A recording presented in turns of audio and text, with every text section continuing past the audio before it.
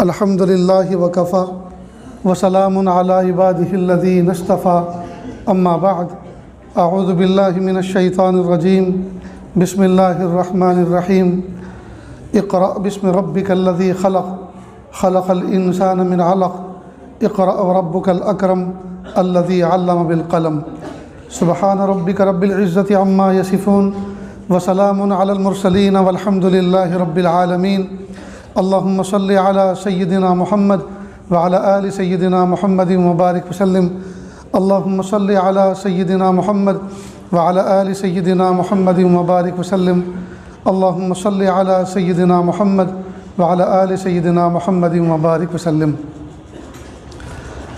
یہ عاجز بندہ ان تمام طلبہ عزیز کو دل کی گہرائیوں سے مبارکباد پیش کرتا ہے جن بچوں نے 7-8 سال 10 سال میں ادارے کے اندر قیام کر کر فن حدیث کی کتابوں سے تکمیل کی۔ اسی طرح وہ بچے جنہوں نے بہت محنت اور مشقت کے ساتھ قرآن پاک کو یاد کر کے اس کی تکمیل کی، اللہ تعالیٰ آپ لوگوں کو خوش و خرم رکھے، عمر میں برکت عطا فرمائے۔ سات و زمین سات و آسمان سے بھاری بھرکم کلام الہی اللہ پاک نے آپ کے سینوں میں محفوظ کیا، اللہ تعالیٰ اس کی برکتیں آپ کی نسلوں کو عطا فرمائیں۔ اس عاجز کے کندھوں پر کچھ ذمہ داری ہے، لہٰذا اس کو سامنے رکھتے ہوئے سب سے پہلی بات تو یہ عاجز یہ عرض کرتا ہے، کیونکہ اسٹیج کے اوپر بہت سارے علماء، مشائخ اور اداروں کے ذمہ داران موجود ہیں، کہ جب کبھی وہ جلسہ کریں اور جلسے کو مسجد کے صحن میں یا مسجد کے جماعت خانے میں منعقد کرنے کا نظام ہو تو اسٹیج ہرگز نہ لگائیں، اس لیے کہ مسجد کے اندر اسٹیج لگانے سے مسجد کی حیثیت ثانوی ہو جاتی ہے اور اسٹیج کی حیثیت دوسری ہو جاتی ہے۔ مسجد کی حیثیت دوسری بن جاتی ہے اور اسٹیج ایک منظر ایسا پیش کرتا ہے گویا ہم فنکشن ہال میں بیٹھے ہیں، تو ہمیں یہ حق نہیں پہنچتا کہ ہم اللہ تعالیٰ کے گھر کی حیثیت کو تبدیل کریں۔ اس لیے یہاں ایک ہی صف میں کھڑے ہو گئے محمود و ایاز، نہ کوئی بندہ رہا نہ بندہ نواز، یہ کیفیت ہونی چاہیے۔ لہٰذا علماء مشائخ کے لیے جدار قبلہ کے ساتھ یا دائیں بائیں تکیے لگا دی جائیں، گدے بچھا دی جائیں، ان کا اکرام ہو گیا، اور جس مہمان کو آپ نے صدر مہمان بنایا ہے ان کے لیے کرسی رکھ دی جائے جو ممبر کے قائم مقام ہوتی ہے، تھوڑا سا اونچا ہو کر سب کو دیکھ سکیں اور سب ان کو دیکھ سکیں، بس اتنا اکرام کافی ہو گیا۔ اس سے زیادہ مسجد کی تقدس کے اندر تصرف نہیں کرنا چاہیے۔ مجھے امید ہے کہ یہ بات اگر قابل اصلاح ہو تو اس کو اپنانا چاہیے۔ جن بچوں کے گلوں میں ہار ڈالے ہیں، اچھا ہوا میری طرف کوئی نہیں آیا، ورنہ میں کہتا میں ہار کا قائل نہیں ہوں، جیت کا قائل ہوں۔ یہ پھولوں سے آپ ہمیں ہرا رہے ہیں، ہم تو جیت کے قائل ہیں۔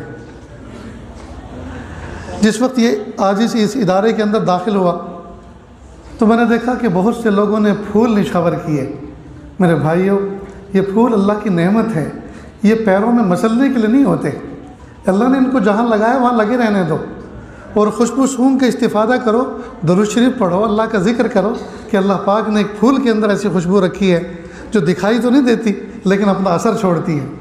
زندگی چاہیے خوشبوؤں کی طرح جو دکھائی نہ دے اور اثر چھوڑ دے۔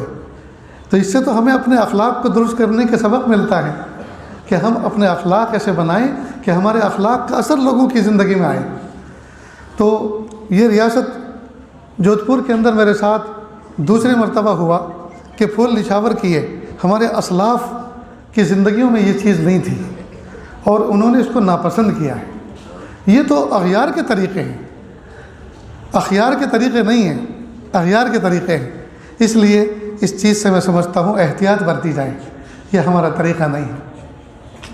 میں نے آپ کے سامنے قرآن پاک کی ایک آیت پڑھی، اللہ فرماتے ہیں اقرأ بسم ربک الذی خلق خلق الانسان من علق اقرأ وربک الاکرم الذی علم بالقلم علم الانسان ما لم یعلم۔ اللہ تعالیٰ نے 18,000 مخلوق، ایک روایت کے مطابق اللہ نے 18,000 مخلوق پیدا فرمائی، ایک کو بھی اللہ تعالیٰ نے اقرا سے خطاب نہیں کیا۔ اللہ تعالیٰ نے پڑھنے لکھنے کا دوسری مخلوق کو مکلف ہی نہیں کیا، یہ حضرت انسان ہے جس کو اقرا سے خطاب کیا اور پڑھنے لکھنے کا اس کو مکلف کیا۔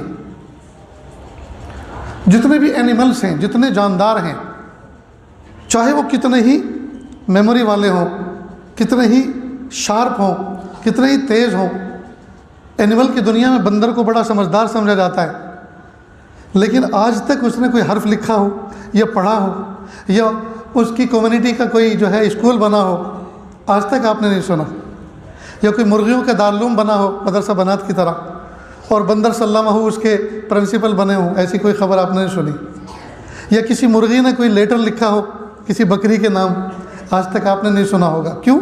اس لیے کہ وہ پڑھنے لکھنے کے مکلف ہے ہی نہیں۔ پڑھنے لکھنے کا مکلف صرف انسان ہے۔ پڑھنے لکھنے کا مکلف، قلم سے لکھنا اللہ پاک نے صرف انسان کو سکھایا۔ دل کی بات کو قلم کے ذریعے سے کاغذ پر اڈیلتا ہے اور سامنے والے کو اپنا درد اور اپنی خوشی اور اپنی کیفیت کا اظہار پہنچا دیتا ہے۔ یہ اللہ کا کرم ہے انسان کے ساتھ۔ تو اللہ پاک نے انسان کو ایک صفت عطا فرمائی پڑھنے لکھنے کی۔ جیسا کہ محترم عتیق صاحب دامت برکاتہم وہ آپ کے سامنے پیش کر رہے تھے کہ ہم اردو سے اپنا رشتہ جوڑیں، اس لیے کہ اسلام کی تعلیمات کا بہت بڑا حصہ اردو سے وابستہ ہے، اور اردو کے اندر جو ملفوظات، جو واقعات، جو تاریخ، جو تہذیب، جو اخلاق آپ کو شریعت کا ایک جز آپ کو ملے گا، وہ ٹرانسلیشن کے ذریعے سے آپ اس کو نہیں حاصل کر سکتے۔ اس لیے کہ ٹرانسلیشن میں بہت ساری چیزوں کا ٹرانسلیٹ تو دنیا کی زبانوں میں ہو ہی نہیں سکتا۔ مثلا نور کا ٹرانسلیشن آپ کون سے لفظ سے کریں گے؟ لائٹ سے۔ لائٹ نور کا بدل نہیں ہو سکتا۔ اور بہت ساری چیزیں ایسی ہیں کہ جس کو ٹرانسلیشن کی زبان میں آپ جو ہے کسی کے سامنے اس کے الفاظ کا کچھ ترجمہ آپ پہنچا سکتے ہیں، لیکن کیفیت نہیں پہنچا سکتے۔ کیفیت تو ملے گی آپ کو اردو زبان میں، لیکن افسوس کی بات ہے کہ ہم لوگ اردو سے بہت زیادہ بے بہرہ ہوتے جا رہے ہیں۔ اس لیے اس کو واقعی محنت سے پڑھیں۔ جو بندہ اردو سے محبت کرتا ہے، اس کا مطلب یہ کہ وہ اپنے اسلاف سے محبت کرتا ہے، اپنے دین سے محبت کرتا ہے، اسلام سے محبت کرتا ہے، اخلاق سے محبت کرتا ہے۔ اس لیے کہ جتنا میٹیریل اخلاق سے، انسانیت سے، روحانیت سے متعلق اردو زبان میں، دنیا کی کسی اور زبان میں نہیں۔ بہرحال تو اللہ پاک نے ہمیں پڑھنے کا مخاطب کیا، پڑھنے لکھنے کا مخاطب کیا۔ علم الانسان ما لم یعلم، اللہ نے انسان کو وہ کچھ سکھایا جس کو وہ جانتا نہیں تھا۔ اصل میں اللہ پاک نے انسان کو دو چیزوں کا مجموعہ بنایا، ایک ہے جسم اور ایک ہے روح، اور دونوں کے تقاضے الگ ہیں۔ جسم کے تقاضے الگ ہیں، روح کے تقاضے الگ ہیں۔ جسم کھا کے خوش ہوتا ہے، روح کسی کو کھلا کے خوش ہوتی ہے۔ جسم پہن کر خوش ہوتا ہے، روح کسی کو پہنا کر خوش ہوتی ہے۔ جسم کسی سے خدمت لے کے خوش ہوتا ہے، روح کسی کی خدمت کر کے خوش ہوتی ہے۔ تو روح کے تقاضے اور ہیں، جسم کے تقاضے اور ہیں۔ اسی طرح اس آسمان کی چھت کے نیچے دو علم میدان عمل میں ہیں، ایک ہے دنیاوی علم اور ایک ہے دینی علم۔ دنیاوی علم کا تعلق انسان کے جسم سے ہے، لہذا کالج اور یونیورسٹیوں کے اندر جو علوم پڑھائے جا رہے ہیں وہ سارے کے سارے انسان کے جسم سے متعلق ہیں، جسم کو ڈیولپ کرتے ہیں، جسم کو راحت پہنچاتے ہیں۔ کوئی بندہ کالج یونیورسٹی میں جا کر علم طب پڑھتا ہے، ڈاکٹری پڑھتا ہے، تو اس کے ذریعے سے جسم کو راحت پہنچتی ہے۔ انجینئر بنتا ہے، اب انجینئر کے مختلف شعبے ہیں، سول انجینئر بنتا ہے تو انسان کے جسم کو راحت دینے والا مکان ڈیولپ کرتا ہے، اور اگر وہ میکینیکل انجینئر بنتا ہے تو انسان کو راحت پہنچانے والے مشینریز لائن کی جو چیزیں ہیں، چاہے وہ موٹر کار ہو، چاہے اس کی کھیتی باڑی کے آلات ہوں، وہ ان کو ڈیولپ کرتا ہے، ان کو ترتیب دیتا ہے، ان کے ذریعے سے جسم کو راحت پہنچتی ہے۔ لیکن مدارس عربیہ، مدارس قرآنیہ، مکاتب دینیہ میں جو علم پڑھایا جاتا ہے، اس کو حاصل کرنے کے بعد بندہ روحانی سکون پاتا ہے، جسم کو بھی راحت پہنچتی ہے، اور مرنے کے بعد تو ہمیشہ ہمیشہ کی راحت ہی راحت ہے اس علم کی برکت سے۔ نہیں، دنیاوی علم کالج اور یونیورسٹی میں پڑھایا جاتا ہے، حالانکہ ایک زمانے میں ایک ہی چھت کے نیچے ایک ہی استاد عصری علم بھی پڑھاتا تھا اور دینی علم بھی پڑھاتا تھا۔ ایک خاص سازش کے تحت ان علوم کو الگ الگ کر دیا گیا۔ ورنہ ایک ہی چھت کے نیچے ایک ہی پگڑی پہننے والا، ایک ہی کرتا پہننے والا جبہ و دستار میں جی وہ دنیاوی علوم بھی پڑھاتا تھا اور دینی علوم بھی پڑھاتا تھا۔ خیر آج کل اس کی تقسیم ہو گئی ہے، لیکن جب ہم دنیا میں آئے ہیں تو دنیا میں ہمیں تکلیف کی زندگی نہیں اٹھانا، اللہ کی نعمتوں سے فائدہ اٹھانا ہے، اور نعمتوں سے فائدہ اٹھانے کے لیے دنیاوی علم کا سیکھنا بھی ضروری ہے، لہٰذا ہم اس میں بھی آگے بڑھیں، اس میں ترقی کریں، اور اس میں ترقی کرتے ہوئے ہم دینی علوم سے مستغنی نہ ہوں، اس سے بے بہرا نہ ہوں، اس سے آپ بہرور ہوں، اس سے آپ مستفید ہوں، تاکہ آپ دنیا میں رہتے ہوئے دنیا کی چالوں کو بھی خوب سمجھیں، دنیا کی ترقیات سے بھی خوب لطف اندوز ہوں، اور نعمتوں پہ شکر ادا کرتے ہوئے دینی علوم سیکھ کر اس پر عمل کریں، اور اس پر عمل کر کے دنیا میں بھی سرخروئی حاصل کریں اور آخرت میں بھی سرخروئی حاصل کریں۔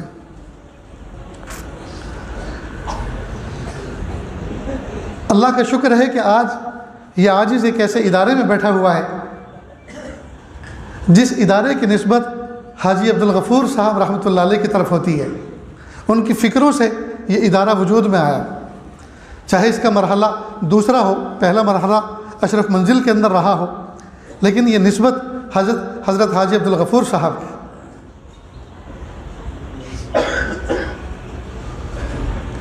حاجی عبدالغفور صاحب کون تھے؟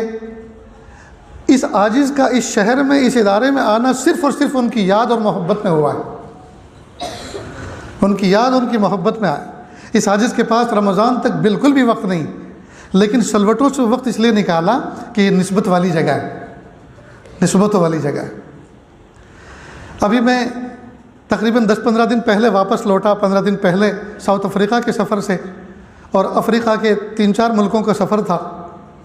شاید ہی کوئی مجلس یا کوئی محفل ایسی رہی ہو جہاں حاجی عبدالغفور کا تذکرہ اس عاجز نے نہ کیا ہو۔ حاجی صاحب جب چھوٹے سے بچے تھے، اساتذہ بھی سنیں اور دل کے کانوں سے سنیں، یہ معصوم بچے جو آپ کے سامنے بیٹھ کے پڑھتے ہیں، یہ بظاہر معصوم بچے ہوتے ہیں اور کمزور سے ہوتے ہیں، ٹوٹے ہوئے دل والے ہوتے ہیں، لیکن یہ پتہ نہیں ہے یہ جو ہمارے سامنے آج بچہ الف اور با اور تا پڑھ رہا ہے، کیا پتہ یہ بچہ کل کا شیخ وقت ہو، کل کا کوئی شیخ الحدیث ہو، کل کا کوئی امیر المؤمنین ہو، کل کا کوئی سی ایم اور پی ایم ہو، کل کا کوئی ایم ایل اے اور ایم پی ہو۔ ہمیں نہیں پتہ یہ جو ہمارے سامنے بچہ پڑھ رہا ہے، لہٰذا دل جمی کے ساتھ، محبت کے ساتھ، شفقتوں کے ساتھ اپنے دل کی کیفیت اس کے اندر انڈیل دینی چاہیے، تاکہ جب وہ بچہ اپنے مقام کو پہنچے تو وہ جتنی خدمت کرے اس خدمت میں ہمارا حصہ لگ جائے، اور یہ بچہ دنیا اور آخرت میں ہماری عزت کا باعث بنے۔ حاجی عبدالغفور صاحب چھوٹے سے تھے، پڑھنے کے لیے گئے، اور استاذ نے ایسی ضرب شدید کا معاملہ کیا کہ کپڑے خراب ہوئے۔ نانی دادی نے کہہ دیا بس بیٹا جتنا پڑھنا تھا پڑھ لیے، اب کوئی مدرسے میں جانے کی ضرورت نہیں۔ یہاں تک کہ وہ بچپن میں امی رہے، لیکن خود کو شوق اتنا تھا کہ خوب کوشش کرتے رہے، اور اللہ تعالیٰ نے ان کو حروف شناسی کا علم عطا فرمایا، یہاں تک کہ حروف کو جوڑنے توڑنے لگے اور عبارتیں پڑھنے لگے، تاہم لکھنا زندگی بھر نہیں آیا۔ اگر پڑھ جاتے اور استاد شفقت کا معاملہ کرتا تو آج ان کے نام کے ساتھ 4 چاند لگے ہوتے۔ عجیب اللہ کی شان، حضرت تھانوی رحمۃ اللہ علیہ کے ساتھ ان کا عشق کا تعلق تھا، محبت کا تعلق تھا، اور انہی کی نسبت پر اللہ پاک نے ان کو صاحب نسبت بنایا۔ حضرت سے خط و کتابت کرتے، کسی سے کرواتے تھے، اور حضرت کو بھی ان سے اتنی محبت تھی، ایک مرتبہ خط لکھا کہ حضرت میں فلاں تاریخ کو آپ کے پاس آ رہا ہوں، اطلاع عرض ہے۔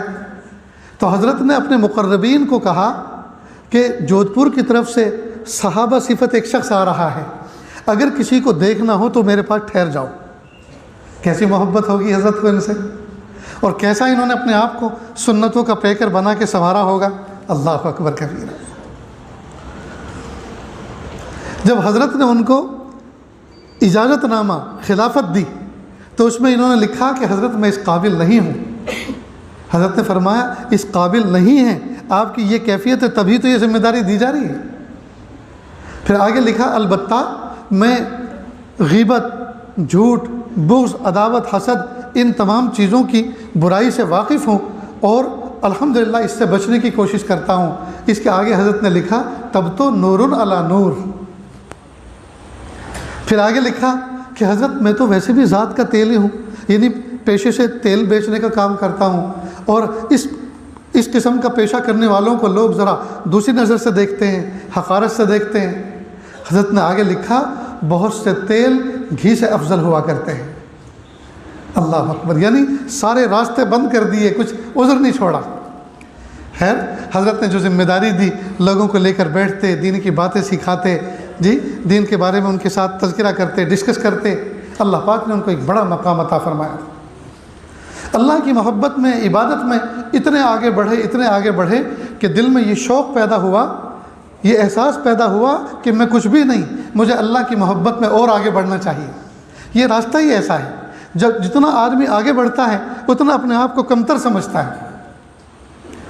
احساس پیدا ہوا کہ میں اللہ کا عشق اور محبت حاصل کروں، اور میں بہت چھوٹا ہوں، ابھی بہت کمزور ہوں، اور مجھے یہ جو میرے بیوی بچوں کا تعلق ہے، 6-7 بچے ہیں اور بیوی کا تعلق ہے، یہ تعلق مجھے اللہ کی محبت میں رکاوٹ معلوم ہوتا ہے۔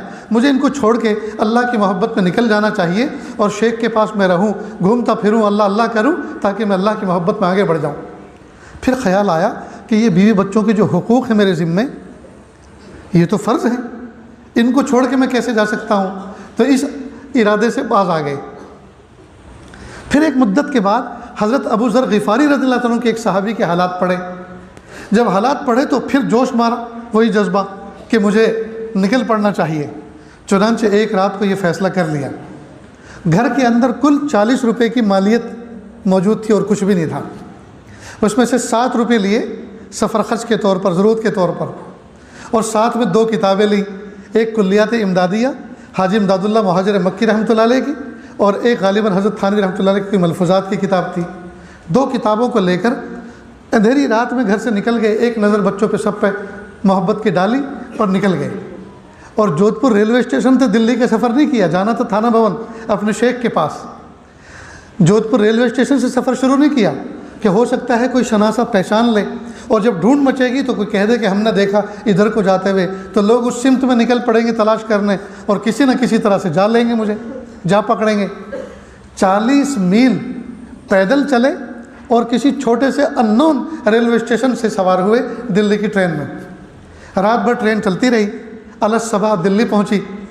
دہلی اسٹیشن کے قریب پہاڑ گنج کے علاقے میں ایک مسجد تھی، وہاں پہنچے، اور وہاں جانے کے بعد پورے دن کتاب پڑھتے رہے، اس لیے کہ سہارنپور کی طرف، تھانہ بھون کی طرف جانے والی ٹرین شام کو تھی، اور 24 گھنٹے میں صرف ایک مولی کھائی تھی، اس کے علاوہ کوئی چیز نہیں کھائی۔ کتاب پڑھتے رہے۔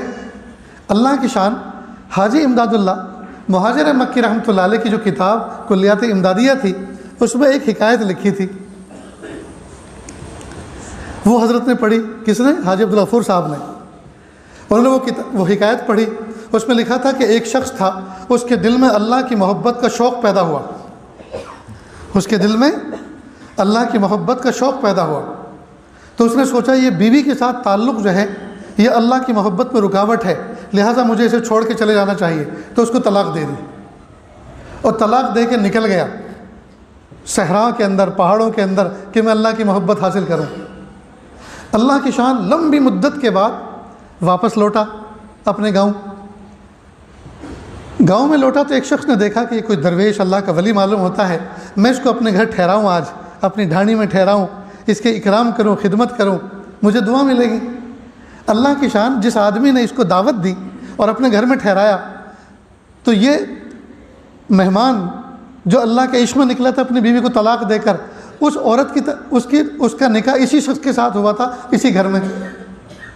بس بیوی نے دیکھا، اوہو یہ تو بہت پرانا کھلاڑی آیا ہے۔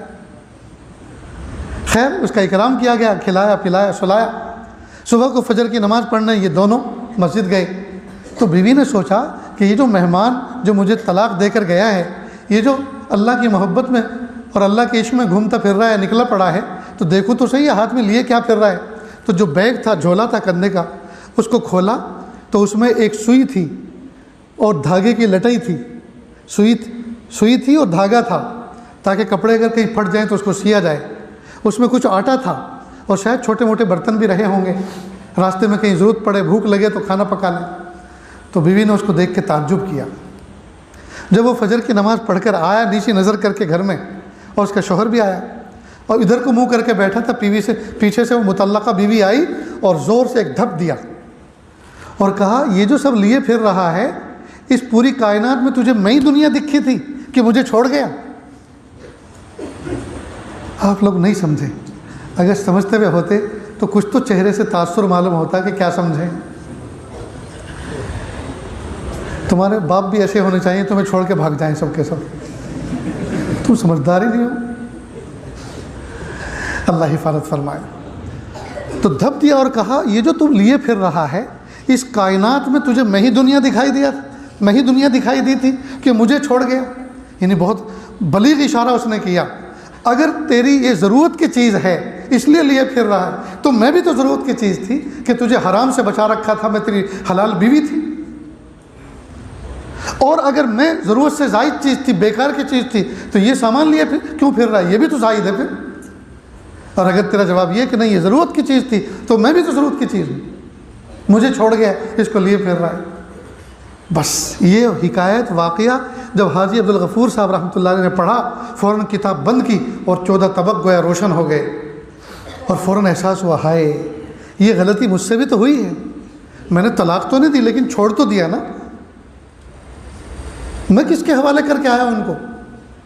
اب اگر میں حضرت تھانوی کے پاس اپنے شیخ مکرم کے پاس جاؤں گا اور انہوں نے یہ بات پوچھ لی بچوں کے لیے کیا انتظام کر کے آئے ہو، ان کے نان نفقے کا کیا ہے اور ان کے حقوق واجبہ کا کیا ہے، تو میرے پاس تو کوئی جواب ہی نہیں ہے۔ ڈانٹ پڑے گی وہ الگ، سب کے سامنے رسوائی اور شرمندگی ہوگی وہ الگ۔ لہٰذا چپ چاپ کتاب بند کی اور وہیں سے گھر کی طرف واپس ہو گئے اور جودھ پور آ گئے۔ آنے جانے میں مکمل 3 دن لگے۔ جب گھر پہنچے تو اہلیہ محترمہ نے ایک دانہ بھی حلق کے نیچے سے نہیں اتارا تھا، رو رو کے برا حال تھا، اور بچے الگ پریشان تھے۔ سب سے آ کر معذرت کی، اللہ کے لیے مجھے معاف کر دو، بہت بڑا دھوکہ میں نے تمہیں دیا۔ اس واقعے کو سنا کر دوستوں میں نے ایک نتیجہ نکالا ہے، وہ میں آپ کو سنانا چاہتا ہوں۔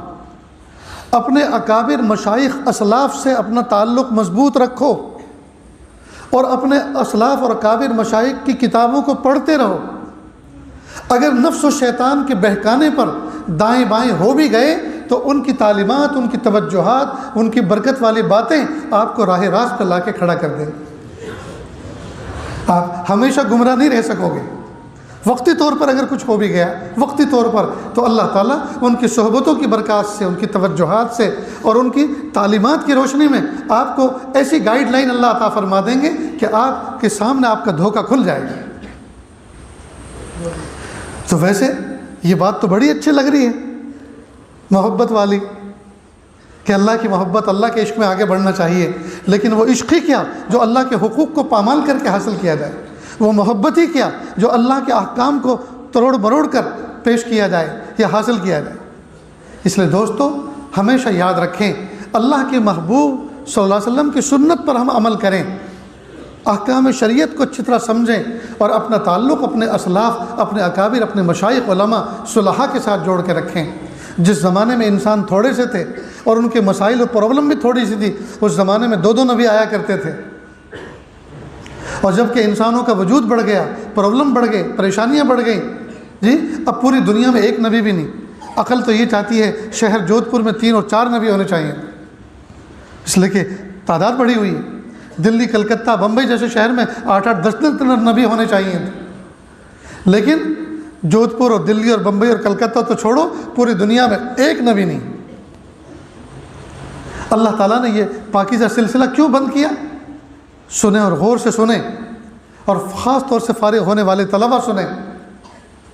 اللہ تعالیٰ نے اپنے پیارے محبوب صلی اللہ علیہ وسلم کو دنیا میں مبعوث فرما کر، اور محبوب کو جو امت عطا فرمائی اور امت میں جو علماء صلحاء عطا فرمائے، گویا کہ اللہ کی رحمت نے اب اعتماد فرمایا کہ اب مجھے کسی نبی کو بھیجنے کی ضرورت نہیں ہے، میرے محبوب کی امت میں جو علماء صلحاء ہیں وہ صبح قیامت تک امت کی رہبری کرتے رہیں گے۔ لہٰذا دنیا کے اندر جہاں بھی کوئی فتنہ کھڑا ہوتا ہے اور دنیا کے اندر جہاں بھی کوئی اس قسم کی چیز ہوتی ہے، رونما ہوتی ہے، اکابر مشائخ فوراً اس پر سر جوڑ کے بیٹھتے ہیں، دعائیں کرتے ہیں، اللہ تعالیٰ سے دعائیں کرتے ہیں، اس کی تدبیریں کرتے ہیں، اور اللہ تعالیٰ اس فتنے کے مقابلے کے لیے افراد کھڑے کر دیتے ہیں۔ اس لیے طلبہ عزیز، پیارے طلبہ عزیز، اپنے اسلاف سے تعلق جوڑ کے رکھو، اپنے اسلاف سے تعلق جوڑ کے رکھو، اکابر مشائخ کی کتابوں کو سینے سے لگا کے رکھو، ان کو محبتوں سے پڑھو۔ افسوس کی بات ہے امت نے کتابیں پڑھنا چھوڑ دیا ہے۔ میں تقریباً 25 سال سے اللہ کے راستے میں نکلا ہوا ہوں۔ ہندوستان کے باہر کا ملکوں کا سفر ہوتا ہے، ہندوستان کی مختلف ریاستوں کا سفر ہوتا ہے۔ ایک زمانہ تھا فلائٹ کے اندر کتابیں پڑھنے والے ہوتے تھے، ٹرینوں کے اندر کتابیں بکتی تھی، ٹرینوں کے اندر کتابوں میں مصروف رہتے تھے، کتاب نہ پڑھیں تو اخبار لے کے بیٹھتے تھے۔ اب کوئی بھی کتاب لے کے نہیں بیٹھتا، ہر آدمی موبائل لے کے بیٹھا ہوا ہے۔ اب پڑھنے کا زمانہ ختم ہو گیا، اب دیکھنے کا دور شروع ہوا ہے۔ بس موبائل میں کوئی گیم دیکھ رہا ہے، گیم کھیل رہا ہے، کوئی فلمیں دیکھ رہا ہے، اور نہ جانے کیا کیا تماشے ہو رہے ہیں۔ گھروں کے اندر، لوگوں کے گھر جاتا ہوں، بہت سے گھروں کے اندر آباء و اجداد کی لائبریریاں ہیں، لیکن کتابوں کی وضع قطع بتاتی ہے کہ مہینوں ہو چکے ہیں، سالوں ہو چکے ہیں، ان کو کسی نے چھوا تک نہیں، ان پہ گرد جمی ہوئی ہے۔ پیارے طلبہ عزیز، کتابوں کو پڑھیں، ان سے آپ کو اللہ تعالیٰ نور عطا فرمائیں گے، اور جتنے نیک دل لوگوں کی کتابیں آپ پڑھیں گے ان کی کیفیات آپ کے دلوں کے اندر منتقل ہوگی۔ حضرت حسن بصری رحمۃ اللہ علیہ کا ملفوظ میں نے کسی جگہ پڑھا، وہ فرماتے ہیں قیامت کے دن اگر اللہ تعالیٰ نے مجھے اختیار دے دیا کہ یا تو آپ اپنا حساب اپنی والدہ سے کرا لو یا مجھ سے کرا لو، میں آپ کو اختیار دیتا ہوں، تو حضرت حسن بصری رحمۃ اللہ علیہ فرماتے ہیں کہ میں اپنی والدہ پر اپنے رب کو ترجیح دوں گا، اس لیے کہ میرا رب 70 ماؤں سے زیادہ مشفق و مہربان ہے۔ اب یہ کتاب پڑھ کر ہی تو ملفوظ ملا، یہ کتاب پڑھ کر ہی تو ملفوظ ملا، اور ملفوظ میں اللہ تعالیٰ کی ذات کے ساتھ محبت کیسی عجیب چھلک رہی ہے، کیسی جھلک رہی ہے۔ پیارے طلبہ عزیز، آپ کتابیں پڑھیں گے، کئی مرتبہ ہمارے اسلاف نے راتوں کو کتابیں پڑھی، اور راتوں کو جب کتاب پڑھتے تھے تو کئی مرتبہ جھوم جاتے تھے اور کہتے تھے کہاں ہیں بادشاہ، کہاں ہیں بادشاہ نواب لوگ، کہاں ہیں مالدار لوگ، ان کو کہاں زندگی میں لطف مل رہا ہوگا جو کچھ ہمیں کتابیں پڑھنے میں مل رہا ہے۔ کتابیں پڑھ کر ان کے دل کی رگی کھلتی تھی، ان کا دماغ روشن ہوتا تھا، اللہ کی ذات پر یقین ہوتا تھا، جی، روح کو بالغگی اور روح کو عروج ملتا تھا۔ لیکن یہ کب ہوگا؟ جب کہ ہم اپنے اسلاف سے جڑیں، اپنے اسلاف کے ساتھ تعلق رکھیں، اور ان کے اسلاف کی نگرانی میں ہم مطالعہ جاری رکھیں، پھر دیکھیے اللہ تعالیٰ علم نافع عطا فرمائیں۔ اور علم نافع کہتے ہی اس کو ہیں جس علم کے بعد عمل کی توفیق ہو جائے، وہ ہے علم نافع۔ جس علم کے پڑھنے کے بعد عمل کی توفیق مل جائے وہ علم نافع ہے، ورنہ پھر معلومات ہیں، اور معلومات تو بہت سو کے پاس ہو سکتی ہیں۔ اصل تو معلومات کو ہم معمولات میں تبدیل کریں، جو کچھ پڑھا ہوا ہے اس کو عمل میں لائیں، یہ ہے ہمارا کمال۔ ہم اپنے اخلاق کو اچھا کریں، اپنے کردار کو اچھا کریں، جی، ہم حقوق کو پہچانیں، اپنے ماں باپ کے احترام کو پہچانیں، پڑوسیوں کے احترام کو پہچانیں، اور انسانیت کی خدمت میں اپنے آپ کو پیش کریں، جی، اور بھائی بہنوں کے حقوق کو پہچانیں۔ ازدواجی زندگی، اسلامی ازدواجی زندگی کسے کہتے ہیں، اور ازدواجی زندگی کی برکات کیا ہوتی ہیں، اور ازدواجی زندگی کے اندر مراحل کون کون سے ہوتے ہیں، ہم ان کو سمجھیں، ہم ان کو سیکھیں۔ میں کہا کرتا ہوں نکاح کی محفلوں میں عام طور پر کہ نکاح تو اسلام نے انتہائی آسان بنایا ہے، یہ تو مالداروں کے چوچلوں نے اس کو مہنگا کر دیا ہے، ورنہ اتنا آسان ہے، اتنا آسان ہے۔ قاضی دین، مفتی دین، عالم دین وہ دلہے کو، اس کے گواہ وکیل کو سامنے لے کر بیٹھتا ہے اور کہتا ہے بھائی تلوار خاں کی لڑکی، بندوق خاں کا لڑکا، کہو تم نے قبول کی؟ جی میں نے قبول کیا، ہو گیا نکاح، چاہو۔ 2 لفظ بولنے سے نکاح ہو جاتا ہے، کتنا آسان اللہ پاک نے اس کو قرار دیا۔ لیکن دنیا داروں کے چوچلوں نے، امیروں کے چوچلوں نے نکاح کو مہنگا کر دیا ہے۔ نیز ازدواجی زندگی یہ مستقل ایک سبجیکٹ ہے۔ اللہ کے محبوب صلی اللہ علیہ وسلم نے ہمیں ازدواجی زندگی کیسی ہونی چاہیے اس کا طریقہ بھی بتایا ہے۔ محبوب صلی اللہ علیہ وسلم جب اپنے گھر میں تشریف لے جاتے، مسکراتے ہوئے چہرے کے ساتھ، خندہ پیشانی کے ساتھ، اسماعیلی فیس کے ساتھ اندر گھر میں تشریف لے جاتے۔ حضرت ماں خدیجہ الکبریٰ رضی اللہ تعالیٰ کے گھر میں ایک مرتبہ داخل ہوئے، یعنی جس گھر میں حضرت ماں خدیجہ الکبریٰ رضی اللہ تعالیٰ رہ رہی تھی، تو محبوب صلی اللہ علیہ وسلم اس میں داخل ہوئے، اور آج عام طور پر جو عادت تھی مسکراتے ہوئے چہرے کے ساتھ، خندہ پیشانی کے ساتھ انٹر ہوتے تھے، آج اس کے بالکل خلاف، کیونکہ لوگوں نے کچھ مس بیہیو کیا تھا گھر کے باہر، تو اس کا دل پر اثر تھا، تو اترے ہوئے چہرے کے ساتھ اندر داخل ہوئے۔ تو حضرت ماں خدیجہ الکبریٰ رضی اللہ عنہا فرمایا، ارے آج کیسے آپ داخل ہو رہے ہیں گھر میں؟ آپ تو اس طرح سے داخل نہیں ہوتے۔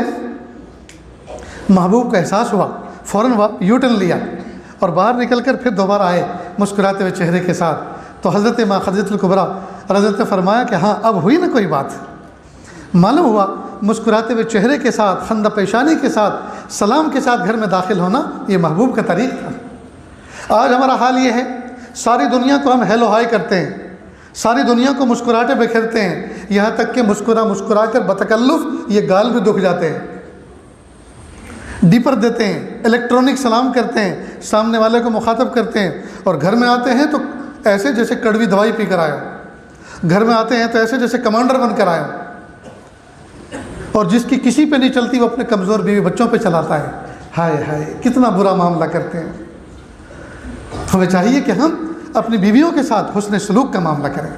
وہ کوئی جانور نہیں ہے جس کو ہم خرید کے لائے ہیں، وہ کوئی باندی اور کوئی غلام نہیں ہے جس کو ہم خرید کے لائے ہیں، وہ کسی باپ کے دل کا سکون ہے، کسی باپ کے دل کا ٹکڑا ہے، کسی ماں کی آنکھوں کی ٹھنڈک ہے، کسی بھائی کی عزت و ناموس ہے۔ وہ اتنی ساری حیثیتوں کو چھوڑ کر اللہ کا حکم سن کر کہ میرا نکاح ہو چکا، اب مجھے بقیہ زندگی کسی شوہر کے ساتھ گزارنی ہے، اس کی خدمت کے ساتھ گزارنی ہے، وہ حکم سن کر آئی ہے جی، تو اس کا مرتبہ، اس کا مقام تو بہت اونچا ہے۔ وہ ہمارے گھر میں بیڈ تلاش کرنے نہیں آئی کہ اپنے گھر پہ زمین پہ سوتی تھی اور ہمارے گھر میں بیڈ پہ سونے کے لیے آئی ہے۔ وہ ہمارے گھر میں کھانا روٹی تلاش کرنے نہیں آئی کہ گھروں میں فاقے ہوتے تھے اور آپ کے گھر کھانا ملے گا، اللہ کا حکم سن کر وہ آئی، تو ہمیں اس کے ساتھ اس طرح کا برتاؤ کرنا چاہیے۔ تو اللہ کے محبوب صلی اللہ علیہ وسلم نے ہمیں یہ بھی سکھایا ہم اپنے بیویوں کے ساتھ کیسا سلوک کریں، ہم اپنی بیویوں کے ساتھ محبت کیسے کریں۔ چنانچہ حضرت ماں عائشہ صدیقہ رضی اللہ تعالیٰ عنہ ایک مرتبہ پانی پی رہی تھی پیالے میں، اللہ کے محبوب صلی اللہ علیہ وسلم گھر میں داخل ہوئے اور فرمایا، حمیرہ ذرا ہمارے لیے بھی پانی بچا دینا۔ اب گھر تو تھا ماں عائشہ صدیقہ رضی اللہ تعالیٰ عنہ کا، تو آپ صلی اللہ علیہ وسلم نے حمیرہ جو کہا یہ کیا تھا؟ اصل میں یہ حضرت ماں عائشہ صدیقہ رضی اللہ تعالیٰ عنہ کا یہ سیکنڈ نام تھا، جو محبت میں اللہ کے محبوب صلی اللہ علیہ وسلم نے حضرت ماں عائشہ صدیقہ رضی اللہ تعالیٰ عنہ کا یہ نام رکھا تھا، جس کو تنہائی میں کبھی اس نام سے پکارا کرتے تھے۔ معلوم ہوا مسواک کرنا سنت، خوشبو لگانا سنت، مرد حضرات سر پہ دستار باندھے سنت، سفید لباس پہنے سنت، لیکن بیوی کا سیکنڈ نام رکھنا یہ بھی تو سنت ہے۔ ہم میں سے کتنے ہیں جنہوں نے رکھ رکھا ہے؟ الحمدللہ ہم نے رکھا ہے، لیکن آپ کو بتائیں گے نہیں۔ اب جو حضرات سفید داڑھی والے بیٹھے ہیں، کہا مولانا آپ مدرسے کے جلسے میں آئے ہیں، کیسا نازک ٹاپک آپ نے چھیڑ دیا، 20-25 سال پہلے ملے ہوتے جب ہماری داڑھی میں کالے بال تھے اور اس موضوع پہ بات کرتے تو ہم بھی اپنی بڑھیا کا کوئی نام رکھتے، کوئی بڑھیا سا۔ اب آپ بڑھاپے میں ہماری محبت کو للکار رہے ہو۔ تو اللہ کے محبوب صلی اللہ علیہ وسلم نے حضرت ماں عائشہ صدیقہ رضی اللہ تعالیٰ عنہ کا ایک پیارا نام رکھا تھا، حمیرہ، جس کا انگلش میں ترجمہ ہوتا ہے پنکی، سرخ سفید۔ جس سرخی میں سفیدی مائل ہو وہ پنک کلر کہلاتا ہے، اور جو پنک کلر ہو اس کو پنکی، اس کلر والے کو پنکی کہتے ہیں، پنکی کلر۔ اور اس کا ترجمہ گجراتی میں ہے لال گوری، جی گجراتی میں ترجمہ اس کا ہے لال گوری۔ اب آپ کی سندھی زبان میں کیا ہوگا وہ آپ جانیں۔ بہرحال اللہ کے محبوب صلی اللہ علیہ وسلم نے ہمیں یہ بھی سکھایا ہم اپنی اہلیاؤں کے ساتھ اس طرح کا برتاؤ کریں۔ تو جب پانی یہ کہا کہ ذرا بچا دینا، تو وہ پیالہ اللہ کے محبوب صلی اللہ علیہ وسلم کی طرف انہوں نے بڑھا دیا۔ اللہ کے محبوب صلی اللہ علیہ وسلم اپنے دست مبارک میں اس کو لیا اور پوچھا، حمیرہ آپ نے کدھر ہونٹ لگا کے پیا تھا؟ حضرت ماں عائشہ صدیقہ رضی اللہ عنہا فرمایا ادھر سے۔ تو انہوں نے اس کو گھمایا اور وہی اپنے لب مبارک لگا کے پانی نوش فرمایا جہاں سے ماں عائشہ صدیقہ رضی اللہ عنہا نے نوش فرمایا تھا۔ کتنی محبت بڑی ہوگی حضرت ماں عائشہ صدیقہ کے دل میں اللہ کے محبوب صلی اللہ علیہ وسلم کی۔ اللہ اکبر۔ میرے بھائیوں، ریاست راجستھان کے بہادروں، اپنی بیویوں کو، اپنی گھر والیوں کو نوکرانی مت سمجھو، ان کے ساتھ محبت کا معاملہ کرو، الفت کا معاملہ کرو۔ میں ڈھانیوں کے اندر جا کر آیا ہوں، میں دیہاتوں کے اندر جا کر آیا ہوں جی، کتنی جہالت ہے اور کتنی غفلت ہے اور کیسی زندگی ان کی گزر رہی ہے، میں اس کا ایک اندازہ رکھتا ہوں۔ اللہ کے واسطے اپنے گھروں کو اسلامی، دینی اور اللہ کے محبوب صلی اللہ علیہ وسلم کی سنتوں پر عمل کرنے والا بناؤ۔ اپنے گھروں کے اندر محبتوں کو جوان کرو۔ میاں اور بیوی کا تعلق حاکم اور محکوم کا نہیں ہے، بلکہ عاشق اور معشوق، حبیب اور محبوب کا ہونا چاہیے۔ میاں بیوی کا تعلق حاکم اور محکوم کا نہیں، عاشق و معشوق، حبیب اور محبوب کا ہونا چاہیے۔ آپ دن بھر کام کاج میں رہو، شام کو آنے کے بعد اپنے بیوی بچوں کے ہو کر رہو۔ آج بچے اپنے ماں باپ کی تربیت، اپنے اسلاف کی، اپنے آباء و اجداد کی تربیت پر اس لیے نہیں آ رہے کہ جہالت کے گھنگور گھٹا چھائی ہوئی ہے۔ باپ اپنے بچوں کو لے کر نہیں بیٹھتا، شاید دسترخوان پر ایک ساتھ لے کر بیٹھنے کا موقع نہیں ملتا کہ اس وقت بیٹھے، بچوں سے پوچھا بیٹا آج تم نے کیا پڑھا، آج تمہارا سبجیکٹ کیا تھا، آج تمہارا سبق کیا تھا، آج استاذ نے تمہیں کیا تربیتی بات سنائی۔ اور خود کچھ سنا ہو، کسی جلسے میں، کسی بیان میں گیا ہو، خود کچھ پڑھا ہو تو اپنے بچوں کو سنائیں، بیٹا میں نے زندگی گزارنے کا ایک عجیب نسخہ ایک کتاب میں پڑھا ہے، میں آپ کو سامنے سنا رہا ہوں۔ بچہ اس کو سنے گا، اس پر عمل کرے گا۔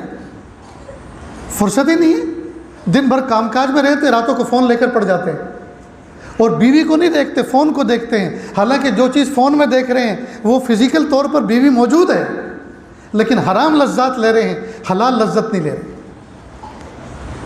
اس لیے دوستو، میں ایک دو باتیں اس سلسلے سے آپ کو کہہ رہا ہوں، ذرا اس کو دھیان سے سنیں۔ اپنی بیویوں سے، اپنی گھر والیوں سے محبت کا معاملہ اختیار کریں، الفت کا معاملہ اختیار کریں، خود بھی صاف ستھرے رہیں، بیوی کو بھی صاف ستھرا رہنے کا حکم دیں۔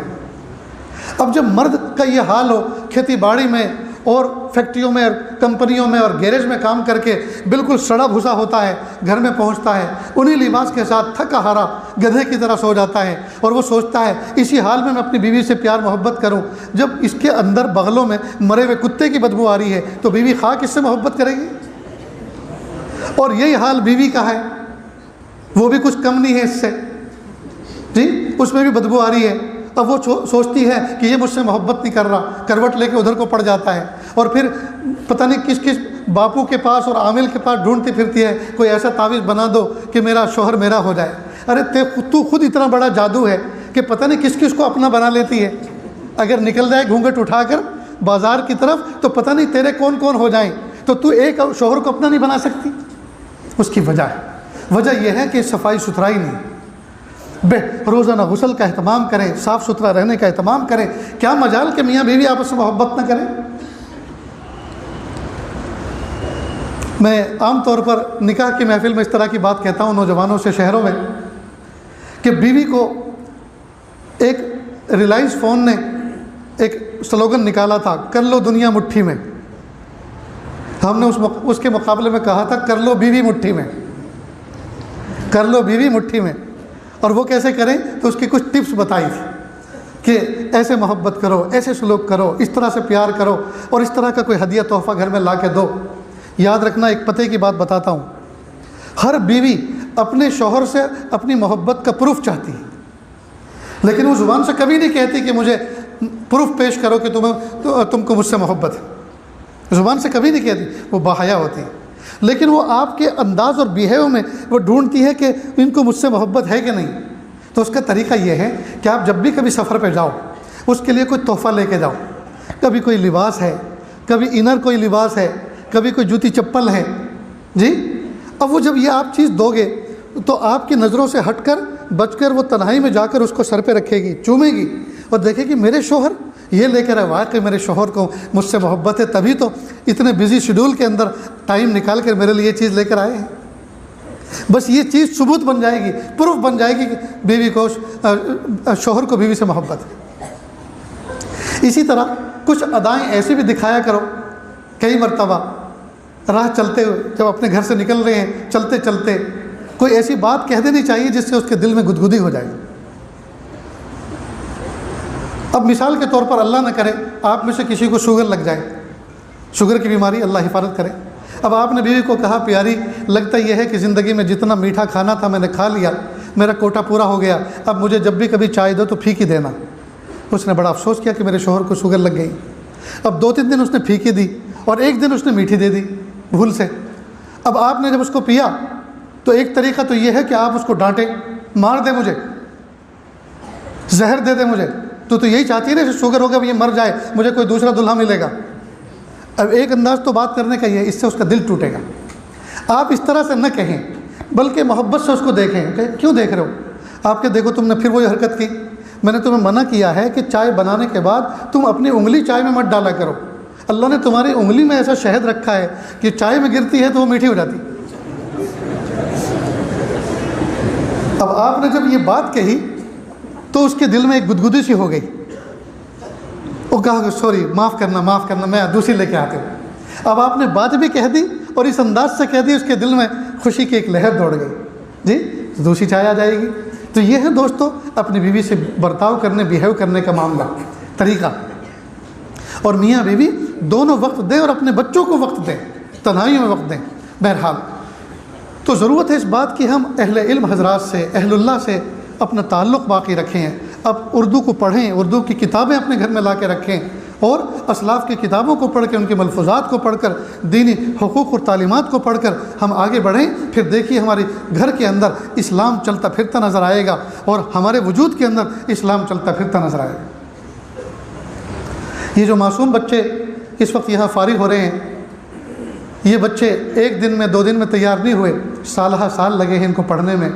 نہ جانے کتنی مرتبہ شیطانوں نے ان کو بہکایا ہوگا کہ بھاگ چلو کسی ہوٹل میں جا کے برتن دھویا کریں گے، رہنے کے لیے گھر بھی مل جائے گا، چھت بھی مل جائے گی، بھوک میں کھانا بھی مل جایا کرے گا، اور کچھ پیسے بھی مل جایا کریں گے، اور فلمیں دیکھیں گے، عیش عیاشی کریں گے۔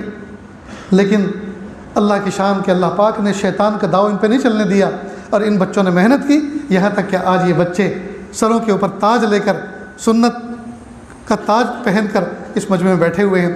اللہ تعالیٰ بے انتہا ان کو قبول فرمائے۔ اور معلوم ہے آپ کو دوستو ان بچوں نے یہاں وقت کیسا گزارا؟ میں آپ کو ایک واقعہ سناتا ہوں کہ کیسی تربیت ماں باپ کرتے تھے، اور بچوں پہ زمانے طالب علم میں کیسے کیسے حالات گزرتے ہیں۔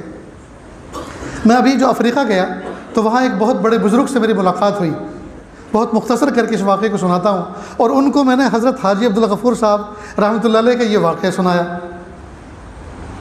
جو ابھی آپ کو سنایا تھا۔ تو انہوں نے جب مجھے رخصت کیا تو سنایا کہ میں سہارنپور کے اندر پڑھا کرتا تھا، حضرت شیخ زکریا رحمۃ اللہ علیہ اس زمانے میں حیات تھے، انہی کے خلیفہ بھی ہیں وہ۔ کہا میرے والد صاحب مجھے ماہانہ 5 روپیے، 5 رینڈ جو افریقہ کی کرنسی ہے، 5 رینڈ میرے خرچ کے لیے بھیجا کرتے تھے، جو میرے لیے مہینے میں تھوڑا سا مشکل ہوا کرتا تھا اس میں گزارا کرنا۔ اور میرے لیے ایک بہت بڑی پریشانی یہ تھی کہ سہارنپور کے علاقے میں دہرادون کی طرف کی موسم کے اندر لیچیاں بکنے آیا کرتی تھی، جو لیچی پھل مجھے بہت پسند تھا۔ تو ایک مرتبہ میں نے لیچی والے سے کہا بھئی آپ نے کیسے دی؟ اس نے کہا اتنے روپیے سیر، ½ کلو۔ تو کہا اتنے پیسے تو میرے پاس نہیں، اور اتنی ساری میں لے بھی نہیں سکتا، مجھے ضرورت بھی نہیں ہے، آپ تو مجھے صرف 2 دانے دے دو، اس کی جو قیمت ہے مجھ سے لے لو۔ تو کہا جاؤ تم اپنا کام کرو، پڑھو، تمہارے بس کی لیچی خریدنا نہیں ہے۔ کہا اس نے ایسا سخت جواب دیا کہ میرا دل ٹوٹ گیا۔ میں اپنے کمرے گیا اور بہت رویا، اور میں نے خط نکالا اور اپنی والدہ کے نام خط لکھا انگلش میں، وہ تو انگلش جانتے تھے سب، وہاں انگلش ہی بولی جاتی، لکھا جاتا۔ خط لکھا والدہ کے نام، امی جان ابو کو اتنا کہو کہ میرے مہینے کے خرچ میں 1 رینڈ کا اضافہ کر دے، 1 روپیے کا اور اضافہ کر دیں، بجائے 5 کے 6 بھیجا کریں، تاکہ میں اپنا پسندیدہ پھل موسم کا لیچی لے کر کھا لیا کروں کبھی کبھی۔ تو والدہ نے وہ خط پڑھ کے والد کو سنایا، ان کو دیا کہ پڑھ لو۔ والد نے پڑھا تو کہا کہ اپنے بیٹے کو لکھ دو، میں نے تمہیں وہاں پڑھنے اور لکھنے کے لیے بھیجا ہے، کھانے پینے کے لیے نہیں بھیجا۔ رہی بات لیچی کی، تو وطن میں آ کر منو کھانا، کلو نہیں منو کھانا یہاں اتنی ہوتی ہے۔ اور دل ٹوٹا ہوگا کہ ابا نے ایسا خط لکھوایا، ایسا جواب دیا۔ یہ دل کا ٹوٹنا بھی دوستو اللہ کی بہت بڑی نعمت ہے۔ جب دل ٹوٹتا ہے نا، اللہ کی رحمت اس پر برستی ہے۔ شیشہ ٹوٹے غل مچ جائے، دل ٹوٹے آواز نہ آئے۔ جب دل ٹوٹتا ہے اللہ کی رحمت اس پہ برستی ہے۔ اللہ کے محبوب صلی اللہ علیہ وسلم فرمایا انا عند منکسرۃ القلوب، میں تو ٹوٹے ہوئے دلوں کے پاس رہتا ہوں۔ تو طلبہ کرام کے بہت سی مرتبہ دل ٹوٹتے ہیں، کئی مرتبہ استاد کے سخت و سست کہنے پر، کئی مرتبہ کسی ساتھی کے سخت و سست کہنے پر، کئی مرتبہ زندگی کے کچھ حالات پر دل ٹوٹتا ہے۔ تو جب دل ٹوٹتا ہے اللہ یاد آتے ہیں، اور جب اللہ یاد آتے ہیں جی اللہ کا قرب، اللہ کی محبت ملتی ہے۔ تو یہ جو معصوم بچے بیٹھے ہوئے ہیں، یہ جو معصوم بچے بیٹھے ہوئے ہیں، ان کے دل ٹوٹ ٹوٹ کر یہاں تک پہنچے ہیں۔ بایزید بستامی رحمۃ اللہ علیہ کا واقعہ میں آپ کو سناتا ہوں۔ وہ چھوٹے سے بچے تھے، ان کے والد صاحب کا بچپن میں انتقال ہو گیا۔ جب انتقال ہو گیا، والدہ نے سوچا گھر میں کوئی مرد تو ہے نہیں کہ وہ کمانے کی ذمہ داری لے، تو وہ امیروں کے گھر میں جاتی اور جھاڑو پوچھا کر کے 2 روٹی 2 پیسے ان کو ملتے، اس سے اپنا بھی پیٹ پالتی، اپنے بچے کا بھی پیٹ پالتی۔ لیکن جب وہ لوٹ کر آتی کام کر کے تو دیکھتی کہ محلے کے اندر بچہ مٹی میں بچوں کے ساتھ کھیل رہا ہے، تو افسوس کرتی کہ یہ خدمت تو میرے ذمہ تھی کہ میں اس کی تربیت کرتی، اور کمانے کی ذمہ داری میرے شوہر کی تھی۔ اب شوہر تو اللہ کی رحمت میں پہنچ گئے، اب کمانا میرے لیے لابدی ضروری ہے، اب اس بچے کی تربیت کا کیا ہوگا؟ بہت دعا کی، بہت غور کیا، پتہ چلا کہیں پہاڑ کے دامن میں ایک مسجد ہے تھوڑے فاصلے پر، وہاں ایک قاری صاحب ہے جو بچوں کو دین پڑھاتے ہیں۔ چنانچہ ایک دن اپنے بچے کو نہلا دھلا کر سیاہی سرما لگا کر ہاتھ پکڑ کر لے کر گئیں کہ چلو بچہ وہاں تمہیں لے کے جا رہی ہوں میں جہاں بہت بڑا انسان بنتے ہیں۔ اب چھوٹا بچہ کیا جانے، اب وہ کھیلتا کودتا جا رہا ہے، امی کے ہاتھ پکڑائے، اپنا ہاتھ امی کے ہاتھ میں دیے ہوئے، اور ماں اس کو کہہ رہی ہے کہ میں تمہیں بڑا انسان بنانے کے لیے چھوڑنے جا رہی ہوں۔ خیر مسجد کے دروازے پہ پہنچی، چادر میں لپٹی ہوئی تھی، استاذ کو احساس ہوا کوئی باحیا عورت کھڑی ہے، وہ بھی دروازے پر گئے اور ایک طرف کو منہ کر کے اس سے مخاطب ہوئے کہ بہن کیسے آنا ہوا؟ کہا یہ میرا معصوم بچہ ہے، میں اس کو آپ کے پاس تعلیم کے لیے، قرآن پاک کے حافظ بنانے کے لیے یہاں چھوڑنا چاہتی ہوں، کہ آپ اس کو قبول کرنے کے لیے تیار ہیں؟ کہا بہن ہم تو پیدا ہی اس لیے ہوئے ہیں امت کے بچوں کو پڑھائیں، دین پڑھائیں، تعلیم دیں، تو آپ کے بچے کو کیوں نہیں پڑھائیں گے؟ کہا بہت اچھا، تو آپ اس کو اپنے پاس رکھ لیں، لیکن ایک بات میری سن لیں کہ یہ بچہ یتیم ہے، اس کے ابا کا سایہ سر سے اٹھ چکا ہے، اس کو گھر آنے کا زیادہ موقع مت دینا، کہیں ایسا نہ ہو یہ گھر آئے اور میری ممتا اور محبت جوش میں آ کر اس کو گھر پہ بٹھا لے کہ شوہر کی یادگار بس ایک یہ بچہ تو میرے پاس ہے، اس کو میں کیوں اپنی نگاہوں سے دور رکھوں، تو کہیں میرا نفس غالب نہ آ جائے، میری محبت غالب نہ آ جائے، اس لیے اس کو گھر آنے کا موقع مت دینا، آج میں اپنی محبت کی چھاتی پر پتھر رکھ کر جا رہی ہوں۔ جب استاد نے یہ بات سنی تو وہ حیران ہو گئے اور سوچا کہ اللہ پاک نے مجھے بہت ساری ڈھیر ساری نیکیاں دے دی اس بچے کی شکل میں، جب میں اس کے سر پہ ہاتھ پھراؤں گا مجھے اللہ تعالیٰ اتنی نیکیاں عطا فرمائیں گے جتنے میرے ہاتھ کے نیچے اس کے سر کے بال ہوں گے، اور میں اس کی خدمت کروں گا، ایک یتیم بچے کی پرورش کا مجھے سعادت ملے گی، برکت ملے گی۔ چنانچہ کہا بالکل فکر نہ کریں، شوق سے محبت سے اپنے گھر جائیں، یہ بچہ انشاءاللہ میں اپنا بچے کی طرح اس کو رکھ کر اس کو پڑھاؤں گا۔ اللہ کی شان پڑھانا شروع کیا، کچھ مہینے گزرے، بچے کو والدہ کی محبت نے تڑپایا۔ ایک دن جمعرات تھی، بچے نے کہا استاذ جی کل تو چھٹی ہے، آج مجھے آپ شام کو چھٹی دے دیں اور میں جمعہ کی شام کو گھر واپس لوٹ آؤں گا، مجھے میری والدہ یاد آ رہی ہے۔ استاذ نے سوچا یتیم بچہ ہے اور دل کے اندر ماں کے دیدار کی تڑپ اٹھی ہوئی ہے، اب میں اس کو منع کیسے کروں، لیکن والدہ نے تو کہا تھا کہ اس کو گھر آنے کا موقع مت دینا۔ تو چنانچہ استاذ نے ایک بہانہ تراشا، بچے کو کہا بیٹا تم مجھے اتنا سبق سنا دو، اگر سنا دو گے تو میں تمہیں چھٹی دے دوں گا، اور سبق ذرا زیادہ دیا تاکہ یہ بھول اس کو آئے اور یہ سنا نہ سکے، تو میں فوراً ہی کہہ دوں گا کہ جب تمہیں سبق یاد نہیں تم گھر کیسے جا سکتے ہو۔ بچہ سمجھ گیا، اور طلبہ کتاب سمجھیں یا نہ سمجھیں استاد کو خوب سمجھتے ہیں کہ آج خالہ جان نے ناشتہ کرایا کہ نہیں، چائے دی کہ نہیں، آج استاد کا موڈ کیسا ہے۔ اس لیے اساتذہ کو سمجھ لینا چاہیے، طلبہ کتنا ہی غبی ہو، کتاب سمجھے یا نہ سمجھے، استاد کا مزاج اچھی طرح سمجھتا ہے۔ تو بچہ سمجھ گیا کہ استاد نے زیادہ سبق دیا ہے، قرآن پاک کو بند کیا، سینے سے لگایا، استاد کے پاس سے اٹھا، مسجد کے محراب میں جا کر اللہ کی طرف متوجہ ہوا، پیارے اللہ میری امی کی محبت میرے دل میں تڑپ پیدا کر رہی ہے، مجھے ان کی زیارت کرنی ہے، ملاقات کرنی ہے، لیکن پیارے اللہ استاد جی نے سبق زیادہ دے دیا تاکہ میں سنا نہ سکوں، لیکن پیارے اللہ آپ مجھے اگر یاد کرا دیں گے تو مجھے چھٹی مل جائے گی۔ پہلے دل ہی دل کے اندر دعا کی، اس کے بعد قرآن پاک کھول کے یاد کرنا شروع کیا۔ اللہ کی شان، ٹوٹے ہوئے دل پر اللہ کی رحمت برستی ہے، اللہ نے کا فضل شامل حال ہوا، سبق یاد ہو گیا تھوڑی دیر میں۔ اب وہ آیا، استاد کو یقین تھا ذرا سے بھی بھول آئے گی تو میں اٹھا کے فوراً بھیج دوں گا۔ آج تو تمام سبقوں سے اچھا سبق فرفر کر کے سنایا، آج تو بڑی شان کے ساتھ سنایا۔ اب جب سبق پورا ہوا، بچے نے کہا استاد جی میں نے شرط پوری کر دی، آپ اپنا وعدہ پورا کریں، مجھے چھٹی دے دیں۔ استاد نے سر پہ ہاتھ پھرایا، ہاتھ چوما، کہا بیٹا جاؤ، امی کو سلام کہنا، دعا کی درخواست کرنا، جاؤ اور کل جلدی لوٹ آنا۔ اب یہ بچہ خوشی خوشی مدرسے سے، مسجد سے نکلا اور کھیتوں اور کھلیانوں میں دوڑتے ہوئے اور دل ہی دل کے اندر اپنی والدہ سے تصور میں بات کرتے ہوئے کہ آج تو امی کے پیچھے جاؤں گا، فوراً ان کی آنکھ بند کر دوں گا اور پوچھوں گا بتاؤ میں کون ہوں، اور آج تو امی کے ہاتھ کا گرم کھانا کھاؤں گا، اور آج تو امی کے ساتھ چمٹ کے سوؤں گا۔ نہ جانے کیا کیا تصور میں جی ایک وہ ماحول جمائے ہوئے اپنے گھر کی طرف رواں دواں تھا۔ جب اپنی دہلیز پر پہنچا، کنڈی اندر سے لگی ہوئی تھی، دروازہ بند تھا اور مغرب کا مؤذن اذان دے رہا تھا، اور والدہ وضو فرما رہی تھی۔ انہوں نے دروازے پہ دستک دی، ماں نے پوچھا کون؟ من دق الباب، کس نے میرا دروازہ کھٹکھٹایا؟ اس نے کہا امی دروازہ کھولو، میں آپ کا باعزید ہوں۔ ماں نے سوچا ہو شاید مدرسہ چھوڑ کے یہ بھاگ کر آیا ہے، میں نے تو استاد کو منع کیا تھا۔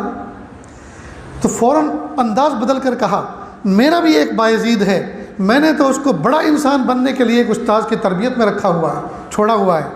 اب یہ کون باعزید ہے جو بے وقت آ کر میرا دروازہ کھٹکھٹا رہا ہے؟ یہ والا میرا باعزید نہیں ہو سکتا۔ بس بچے نے جب یہ انداز پہ بات سنی تو سمجھ گیا میرا آنا میری والدہ کو پسند نہیں آیا، فوراً کنڈی چھوڑ دی۔ غور کریں دوستو، اس موقع پر ایک یتیم بچے کو، اکلوتے بچے کو والدہ گھر میں آنے کی پرمیشن نہیں دے رہی، کتنی بڑی اس کی قربانی۔ آج کے ماں باپ سوچیں، آج کہیں ایڈمیشن کرانے کے لے کے جاتے ہیں اور اسی ایڈمیشن کے داخلے پہ ہی پوچھ لیتے ہیں، ایڈمیشن کے موقع پر ہی پوچھ لیتے ہیں چھٹی کا کیا نظام ہے، گھر میں ایک فنکشن ہونے والا ہے، ایک شادی ہونے والی ہے، ہمیں 4 دن کی چھٹی چاہیے۔ اور ایک وہ ماں تھی جس نے کہا تھا گھر آنے کا زیادہ موقع مت دینا۔ بچہ فوراً نیچے اتر گیا اور ٹوٹے ہوئے دل کے ساتھ اپنے مدرسے کی طرف، مسجد کی طرف رواں دواں ہوا۔ ادھر والدہ نے نماز پڑھ کر سجدے میں سر رکھ کر اللہ کے سامنے رونا شروع کیا اور کہا پیارے اللہ، میں نے اپنی محبت کی چھاتی پہ پتھر رکھا ہے، اس وقت سر شام ایک یتیم بچہ اپنے گھر پر اپنی ماں کی ملاقات کے لیے آ رہا ہے، میرا فریضہ بنتا تھا کہ میں دروازہ کھول کر اس کو سینے سے لگا لیتی، اس کے سر پہ ہاتھ پھراتی، لیکن پیارے اللہ میں نے آپ کی محبت میں یہ قربانی دی ہے، میری اس چھوٹی سی قربانی کو قبول کر لیجیے اور میرے بچے کو بڑا انسان بنا دیجیے، اپنا ولی بنا لیجیے۔ ادھر وہ بچہ روتا جا رہا، ہائے میری امی نے مجھے اپنی زیارت کا موقع نہیں دیا کیونکہ میں وقت سے پہلے اپنے گھر پر آ گیا تھا، اللہ جی مجھے بڑا انسان بنا دیجئے، والدہ کے کہنے کے مطابق مجھے بڑا انسان بنا دیجئے۔ اور یہ بچہ اپنے مدرسے پہنچ گیا۔ ایک طرف ماں نے اپنے سینے پہ پتھر رکھا، ایک طرف چھوٹے معصوم بچے نے اپنے دل کے ٹکڑے کیے، جی تب جا کر یہ بچہ باعزید بستامی بنا، جس کا تذکرہ آج ہم جودھ پور شہر کے اندر اس اللہ کے گھر میں بیٹھ کے کر رہے ہیں۔ میرے بھائیوں، بڑے انسان ایسے ہی نہیں بنا کرتے، بڑے انسانوں کے پیچھے قربانیاں ہوتی ہیں، بڑے انسانوں کے پیچھے جذبات کا خون ہوتا ہے، بڑے انسانوں کے پیچھے نہ جانے دل کیسا چور چور ہوتا ہے، تب جا کر اللہ کا قرب ملا کرتا ہے، تب جا کے اللہ کا قرب ملتا ہے۔ آج میں ان تمام بچوں کو دل سے مبارکباد پیش کرتا ہوں، ان کے والدین کو دل سے مبارکباد پیش کرتا ہوں کہ آپ نے کتنا بڑا فیصلہ لیا کہ آپ نے ان بچوں کو فارغ کیا دین حاصل کرنے کے لیے، علم حاصل کرنے کے لیے۔ پیارے بچوں، اب آپ سے درخواست ہے، ساتوں زمین ساتوں آسمان سے بھاری بھرکم کلام الہی کا نور اپنے سینے میں رکھ کر گناہوں کی گلیوں میں گھومتے مت پھرنا، گناہوں کے مناظر دیکھتے مت پھرنا، اور کاروں اور بہاروں کو دیکھ کر رال مت ٹپکانا۔ یہ کاروں اور بہاروں والے، ان کے دلوں کے اندر اتنے اندھیرے ہیں دوستو، پیارے بچوں میں آپ کو کیا بتاؤں، یہ بڑے بڑے کاروں والے اور بہاروں والے اور مرسیڈیز والے یہ کئی مرتبہ تنہائی میں آتے ہیں، دیکھنے میں تو لگتا ہے یہ کروڑوں پتی ہیں، لیکن موٹے موٹے آنسو بہا کر جب ہم فقیروں سے دعاؤں کی درخواست کرتے ہیں تو پتہ چلتا ہے تو مستحق کے زکوٰۃ ہیں، یہ تو 200 کروڑ میں ڈوب گئے ہیں، یہ تو 300 کروڑ میں ڈوبے ہوئے ہیں، یہ تو کار اور ان کا بنگلہ اور ان کا کارخانہ، ان کی فیکٹری سب بیچ دے تب بھی جا کے بینکوں کے قرضے ان کے ادا نہیں ہوں گے، یہ تو مستحق کے زکوٰۃ ہیں۔ اور ہاں ایک بات اور سمجھ لیں، جب کبھی کسی دنیا دار کے مالی حالات میں کرائسس آتے ہیں، سب سے زیادہ توجہ اگر ان کی کسی کی طرف ہوتی ہے تو علماء مشائخ کی طرف ہوتی ہے۔ انہیں کا فون کر، حضرت دعا کر دیجئے اللہ رب العزت بیڑا پار کر دے، بہت بری طرح پھنسا ہوں۔ آج بھی گئے گزرے دور میں ان کو یقین ہے کہ ان اللہ والوں کی دعاؤں میں اللہ نے تاثیر رکھی ہے اور ہماری بگڑی بن جائے گی۔ اس لیے جب وہ ہم سے توقع رکھتے ہیں، ہم ان کی جیبوں پہ کبھی نظر نہ رکھیں۔ اور ایک بات اور، اہل علم حضرات کی خدمت میں بسط ادب احترام یہ درخواست پیش کرتا ہوں کہ آپ سب کے سب حضرات یہ نیت کر لیں، آج ہمارا کوئی دوسرا سیکنڈ آپشن نہیں ہے کمانے کا، یہی تقویٰ ہے، یہی فتویٰ ہے، تنخواہ لیں اور پڑھائیں، دین کی خدمت کریں۔ لیکن اللہ سے دعا یہ کریں، پیارے اللہ آپ کوئی ایسا انتظام بھی تو کر سکتے ہیں، کوئی مالدار آدمی ہمیں اپنا پارٹنر بنا لے، سلیپنگ پارٹنر، کہ بس آپ تو ہمارے لیے دعا کرتے رہنا اور دعا کر کے ہمارے بزنس میں آپ اپنا حصہ لگا لو، اتنے % ہم آپ کو اپنا سلیپنگ پارٹنر بناتے ہیں۔ ایسا عین ممکن ہے، بڑے بڑے مالدار ایسا کر لیتے ہیں، بہت سے اللہ کے ولیوں کو اپنے بزنس پہ شریک کر لیتے ہیں اور وہ بہت زبردست تجارت کرتے ہیں، کیونکہ ان کی دعائیں ان کو ملتی رہتی ہیں اور ان کا حصہ وہ پہنچاتے رہتے ہیں۔ تو ہو سکتا ہے ایسا کچھ ہو، تو نیت کریں اللہ جب آپ ہمیں کوئی سیکنڈ آپشن دے دیں گے مال کا، تو ہم نے جہاں پڑھایا ہے پائی واپس کر دیں گے، تاکہ قیامت کے دن ان صحابہ کرام کی صف میں کھڑے ہونے کا موقع ملے جنہوں نے دین کی خدمت بغیر کسی معاوضے کے کی۔ اس کا مطلب یہ ہرگز نہیں کہ اس وقت جو تنخواہ ملنی ہے یہ نعوذ باللہ ناجائز نہیں، یہی تقویٰ ہے، یہی فتویٰ ہے کہ آپ تنخواہ لے کے دین کی خدمت کریں۔ اگر نہیں کریں گے تو گھروں میں فاقے آئیں گے، یا کچھ دوسرا کمائیں گے تو مدرسوں کو کون سنبھالے گا، ان درسگاہوں کو، ان بچوں کو کون سنبھالے گا؟ تو تقویٰ بھی یہی ہے، فتویٰ بھی یہی ہے کہ آپ تنخواہ لے کے خدمت کریں، لیکن نیت یہ رکھیں۔ اگر زندگی بھر کوئی ایسا نظام نہیں بن سکا کہ ہم نے لی ہوئی تنخواہ واپس نہیں کی، اتنا مال نہیں ملا، تو انشاءاللہ قیامت کے دن اس نیت کی برکت سے اللہ صحابہ کرام کے صف میں کھڑا کرے۔ تو یہ چند باتیں آپ کے سامنے پیش کی ہیں، اللہ تعالیٰ کہنے سننے سے زیادہ عمل کی توفیق عطا فرمائے۔ اس ادارے کو اللہ تعالیٰ دن دوگنی رات چوگنی ترقی عطا فرمائے، پڑھنے والے بچوں کو اللہ تعالیٰ اخلاص عطا فرمائے، پڑھانے والوں کو اخلاص عطا فرمائے، اور پڑھانے والوں کے درمیان حاکم اور محکوم کا نہیں بلکہ مشفق باپ اور بیٹے کا رشتہ قائم فرمائے۔ اور جن بزرگ کی نسبت پر یہ ادارہ چل رہا ہے، اللہ ان کی روحانی نسبتیں یا اللہ صبح قیامت تک اس میں باقی رہیں، کبھی بھی کوئی ایسا شر وجود میں نہ آئے جس کی وجہ سے ادارہ بدنام ہو، ادارے کا نظام بدنام ہو، یا ادارہ کسی تکلیف میں آ جائے۔ اللہ تعالیٰ ان مرحومین کی برکتوں سے اور ان کی دعاؤں کی ان نسبتوں کی برکت سے اللہ تعالیٰ ہمیشہ اس کو پھلتا پھولتا رکھے، ہنستا کھیلتا رکھے، اور اللہ تعالیٰ اس کو شرف قبولیت عطا فرمائے۔ وآخر دعوانا ان الحمد للہ رب العالمین۔